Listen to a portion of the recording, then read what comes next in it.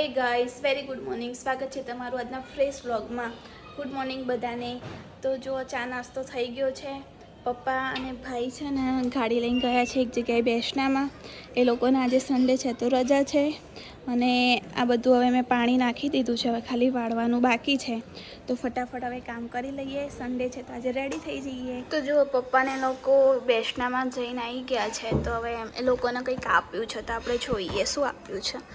મને તો આવી ખોલવાની બહુ ઉતાવળ કે શું આપ્યું હશે.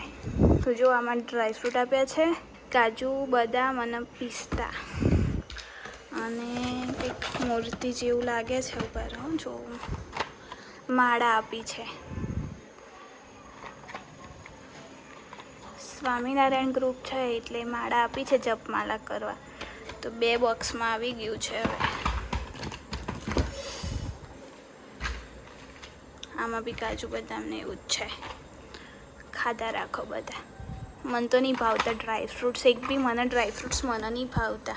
મારા પપ્પા એટલા બધા ડ્રાયફ્રૂટ્સ લાવવાનો બોલ કરે હેલી ખા, કશું ખાતી નહીં ને એમાં પછી કમરના બમર બધું દુખ્યા રાખે. તો ચલો હવે કામ કરવાનું છે તો કામ કરી લઈએ. તો જો નહીં ધોઈને કામ પતાવીને નવરા થઈ ગયા છે અને રસોઈની તૈયારી બી થઈ ગઈ છે. તો જો અહીંયા મમ્મી રસ બનાવે છે. Hi mummy. બોલો શું થયું? કેમ રિહાઈ ગઈ મારી? હું મમ્મી અત્યારે ઝઘડી લીધું છે. ખબર નહીં, હું ફોન લઈને બેસું ને તો મમ્મી કહેશું ફોન લઈને બેસી ગઈ, પણ બધું કામ કરીને જ બેસી હતી તો પણ એને ફોન જ દેખાય. આટલું બધું કામ કરીએ ને તો બી એને ફોન તો દેખાય જ. તો જો અહીંયા દાળ ભાત મૂકી દીધા છે.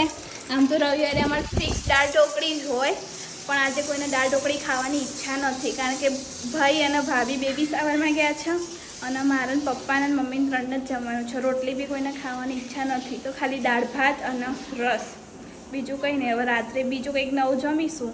અત્યારે બહુ ઈચ્છા નહીં, કારણ કે સવારમાં બધાએ નાસ્તો કર્યો હોય તો અત્યારે કોઈને ખાવાની ઈચ્છા નહીં. તો જો ફાઇનલી હવે જમવા બેસી ગયા છે.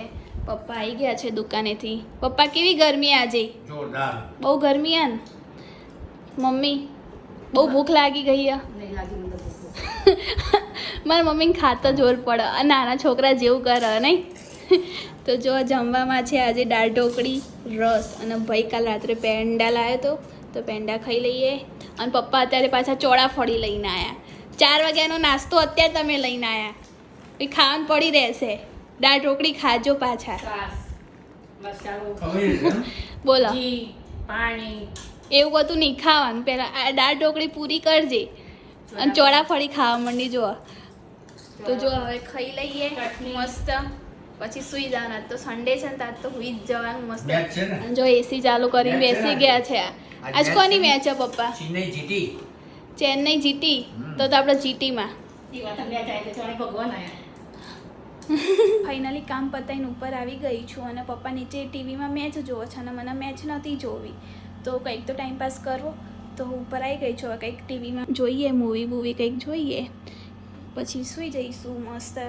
એસી ચાલુ કરી દીધી છે તો હવે સૂઈ જઈશું. તો જો ફાઇનલી ઉઠી નીચે આવી ગઈ છું અને થોડી ચોળાફળી ખાઈ લીધી છે. અને અત્યારે ઘરે કોઈ જ નથી.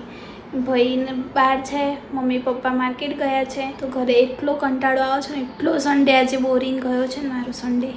બકવાસમાં બોરિંગ એટલે બહુ બોરિંગ ગયો છે. બહુ બધો કંટાળો આવે છે. હજુ કચરા વાળવાના છે અને બહાર છોડવામાં પાણી રેડવાનું છે.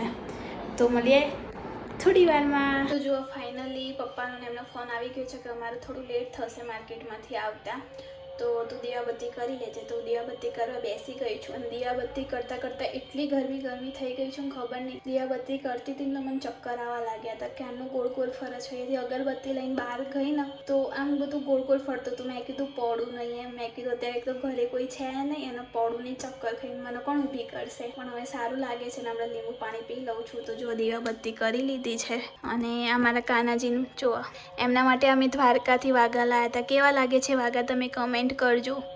અને આ બે જે બળદ છે ને એ મારા ભાભીએ લગ્ન મોકલ્યા હતા ને તો એમાં આવ્યા હતા, તો એમને પડી રહ્યા હતા. તો તમે કાનાજીની આજુબાજુ મૂકી દીધા. ને એક મોરપીંછ બી લાવ્યા હતા ને તો આ મોરપીંછ બી પાછળ મૂકી દીધું છે. અને અહીંયા હનુમાન દાદાનું છે. તો હવે લીંબુ પાણી પી લઉં, સારું થઈ જશે. તો જો આ મમ્મી છે ને સેન્ડવિચ ઢોકળા લઈને આવી હતી તો મેં કટિંગ કરી દીધા છે. અહીંયા મરચાંનું બી કટિંગ કરી દીધું છે અને મમ્મી અત્યારે શાક લઈને આવી છે માર્કેટમાંથી તો એ ધોવા બેસી છે. મમ્મી કેટલું બધું શાક લઈને આવી? આવતા વખત જોઈને થેલીએ ધોઈ કાઢી. રગવા એટલો કપડાં ધોવાનું નહીં. અને અહીંયા જો દૂધ ગરમ થાય છે. હવે આખું રસોડું ખાલી થાય એટલે આપણે ઢોકળા વઘારી દઈએ. બીજું શું લાવી મમ્મી તું? ક્યાં છે? આ કેવા લાગે કારેંગડા? મસ્ત લાગે. પણ મને તો આવું બધું શાક ના ભાવે. તો જો મમ્મી ચોળી લઈને આવી છે. આપણને ચોળીનું શાક બહુ ભાવે. અને મમ્મી પાત્રા બનાવવા માટે પત્તા વેલા લઈને આવી છે. તો કાલે બનાવવાના ને મમ્મી? તો કાલે હવે પાત્રાનો પ્રોગ્રામ છે. અને અહીંયા દૂધ ગરમ થાય છે. હવે આપણે ઢોકળા વઘારી લઈએ. તો જો અમે ઢોકળા વઘારી લીધા છે અને ડીશમાં કાઢી લીધું છે. જમી લઈએ. બહુ બધી ભૂખ લાગી ગઈ છે. પપ્પા બી જમવા બેસી ગયા છે. મમ્મી બી જમવા બેસી ગઈ છે. મમ્મી આજે તું ગઈ ને તો મને દિયાબત્તી કરતા ચક્કર આવતા હતા. બોલ. કે તું જમતી નહીં એટલે પપ્પા આવતા જ બોલ્યા કે ખાવાનું રાખ કે તને ચક્કર આવે. નાસ્તો કેટલો બધો સગરમાં ખાઈએ નહીં. તરબૂચ કાપેલું હતું. મને ક્યાં તરબૂચ ભાવે તો ભાવ નાસ્તો કરી લેવાનો. પણ ચોળાફળી થોડી ખાધી હતી પછી કંઈ ખાધું ના. આખું ફૂલ નાસ્તો કરેલો છે ખાના. પણ આ તો બહાર ગરમી થઈ ગઈ ને એટલે પછી ચક્કર આવતા તે પીધો લીંબુ શરબત મેં. અને પપ્પા તો આવતા જ બોલવા જ માંડ્યા તું ખાતી નહીં આમ ને તેમ. નહીં પપ્પા ચેટલું બધું બોલી કાઢ્યું મને. પણ મને ભાવતું જ નહીં.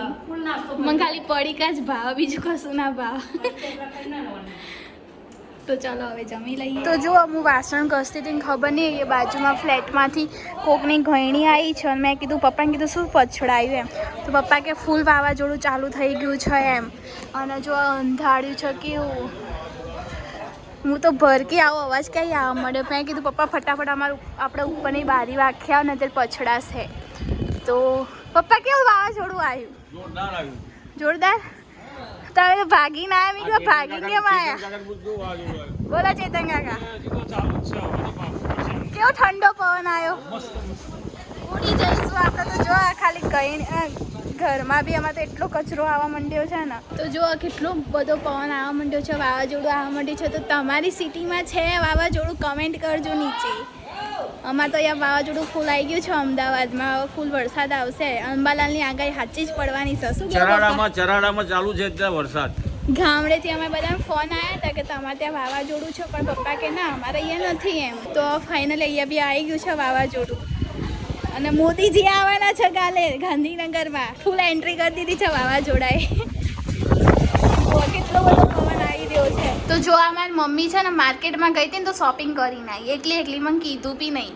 જો આટલી બધી ઓલરેડી એની ટી શર્ટ ને જીન્સ છે ને. ફરવા બી ઓછું જવાનું તો બી દર વખત જીન્સ ને ટી શર્ટો લાઈ કરો. હમણાં દ્વારકા ગયા ને તો બી 5 જોડી નવા લાવીને તો આજે પાછી 5 ટી શર્ટો નવી લઈ આવી કે મારે તો કલર તો નવા જ જોઈએ. તો જુઓ લઈ આવી છે બધા.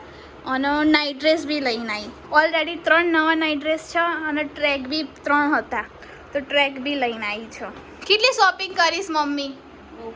શું બહુ બધી. મને કીધું કેમ નહીં કે હું જઉં છું એમ. તો જો મસ્ત વરસાદમાં પલળીને નહીં ધોઈને ઉપર આવી ગઈ છું રૂમમાં ઊંઘવા માટે. અને ભૂખ લાગી છે તો રતલામી સેવ લઈને આવી છું. તો રતલામી સેવ ખાતા જેઠાલાલ જોઈ પછી સૂઈ જઈએ. 11:30 થઈ ગયા છે તો ફાઇનલી ખાઈ સૂઈ જઈએ. અમારા ઘરમાં કેવું છે ખબર છે?